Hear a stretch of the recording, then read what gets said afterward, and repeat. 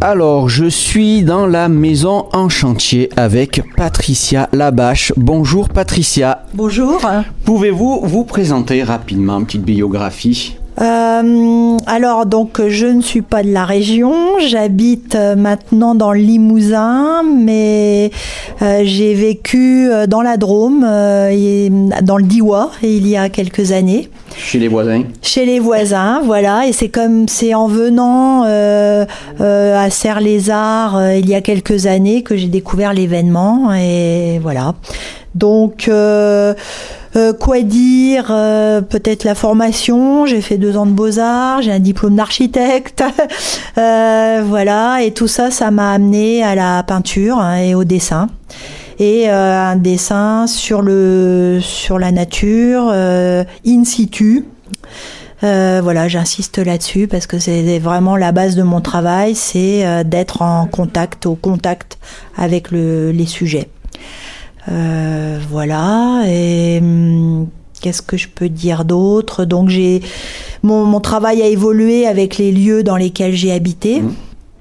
Et donc là, dans la maison en chantier actuellement, et on a des choses qui ont été faites dans la Drôme, puis 2 dernières toiles qui sont faites dans le Limousin, et on voit voilà des natures différentes. Même si c'est toujours un style qui m'est propre et qui se chemine d'œuvre en œuvre, mais néanmoins, voilà, on sent les différents lieux, les différentes natures, voilà. Est-ce que pour nos auditeurs, vous pouvez expliquer un peu votre peinture, la technique utilisée, ce qui vous attire sur ce que vous représentez ? Alors j'ai vraiment un goût particulier pour les rivières, l'eau. Je vais souvent sur les lieux de rivières, de ruisseaux qui sont autour de chez moi. Donc il y a eu la Drôme bien sûr, mais maintenant c'est plutôt la Vienne.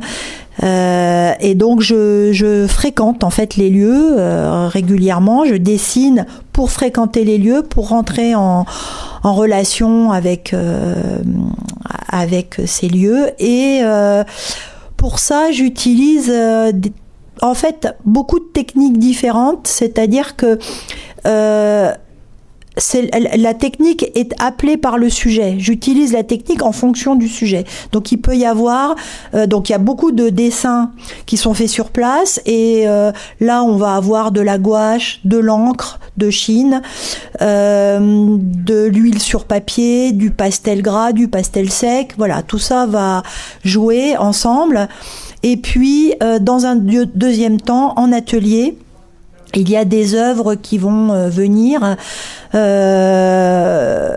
et qui vont plutôt être sur toile, à l'huile, avec souvent des dessous à l'encre de Chine. Voilà. Et par ailleurs, j'aime beaucoup aussi le travail des monotypes, qui est un travail un peu différent, puisqu'il s'agit d'estampes, et également la lithographie, voilà. Artiste multitâche. C'est ça. Il y a une technique que vous préférez plus qu'une autre, ou vraiment vous prenez autant de plaisir à faire, que ce soit à la gouache, à l'encre de Chine Non, j'aime toutes les techniques. En fait, ce que j'aime dans ces techniques, c'est la liberté qu'elles permettent. En fait, ça reste des techniques très libres, et elles ont chacune leur qualité. Donc en fait, sur un même dessin, il peut y avoir plusieurs techniques utilisées.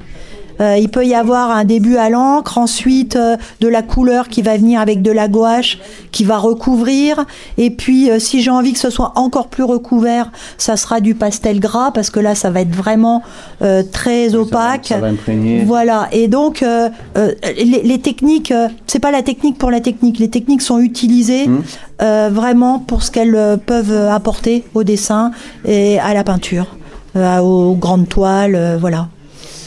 J'ai envie de vous poser une question. Comment, de l'architecture, on arrive à la peinture ? Alors, je pense que la peinture était là avant l'architecture, et elle est revenue après. L'architecture, c'était voilà. Ça a été une sorte d'épisode un peu entre deux, voilà, où j'avais envie. Non, parce que j'ai jamais exercé. D'accord. J'ai juste fait des études, j'ai eu un diplôme, mais ce sont des études très intéressantes où on acquiert de la structure. Voilà. C'est important après pour le... Voilà, et en fait dans la peinture, c'est bien aussi qu'il y ait de la structure, et je pense que ça n'a pas été inutile. C'est venu en complément. Voilà, c'est venu en complément, et bon, je suis retournée à la peinture finalement, après avoir fait le diplôme. Alors je vais décrire un peu pour les auditeurs, il y a des tableaux de taille déjà considérable. Je crois qu'il fait 1m50 sur 1 mètre de toile. Ça fait 1m14 par 1m62. Ouais, j'étais en deçà de... Voilà.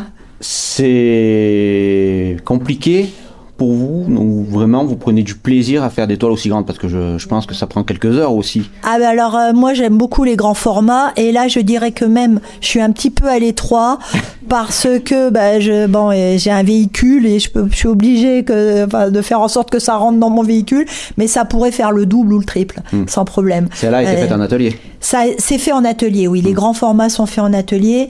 À une époque, pour gagner ma vie, j'ai fait aussi de la peinture de toile de théâtre. Et ça peut faire 100 mètres carrés une toile de théâtre. Oui. Et donc j'aime beaucoup les grands formats. Il y a de la place pour s'exprimer. Il y a de la place pour s'exprimer. Le geste est ample. On rentre dans la toile. Voilà. Et donc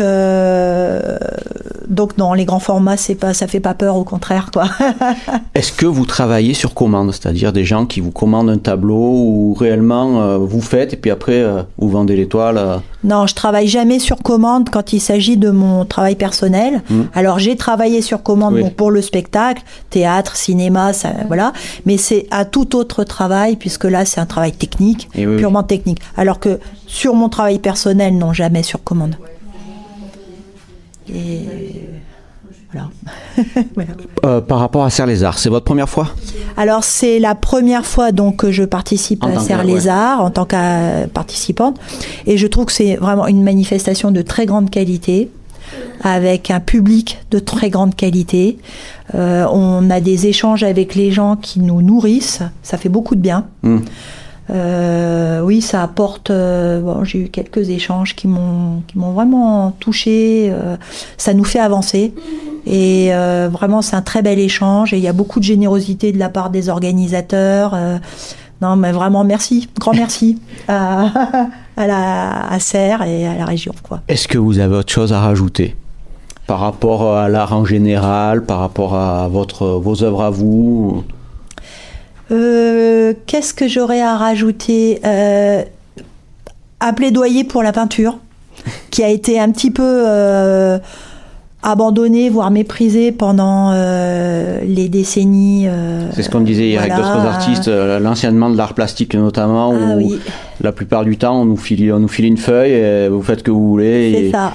On n'a pas spécialement appris de technique ni rien. C'est une des raisons pour lesquelles je suis passée des beaux-arts à l'architecture. J'ai été chercher quelque chose de sérieux, entre guillemets, c'est-à-dire quelque chose de plus ancré, voilà. Parce que, et en plus, la peinture, dans les années 80, était complètement abandonnée, voilà, à part quelques grands artistes.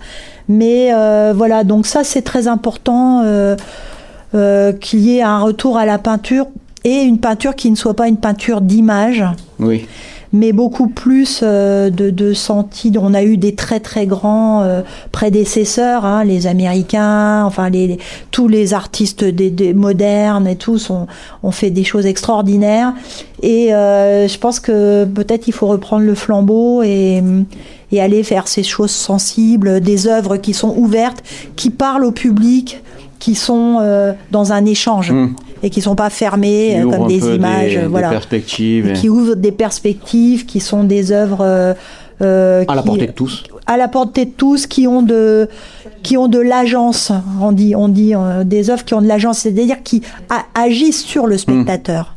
Voilà, au niveau du sensible.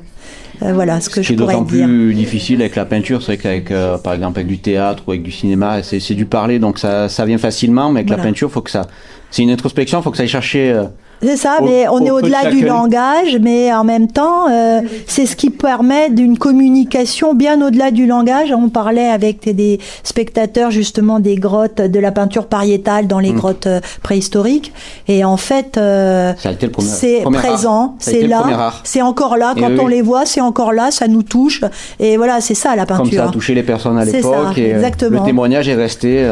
Ça communique au-delà du langage, au-delà de... c'est vraiment une présence très forte, quoi. Donc voilà, c'est un plaidoyer pour cette peinture-là. Merci beaucoup, Patricia. Je vous en prie. Très bonne journée. Merci à vous. Au revoir.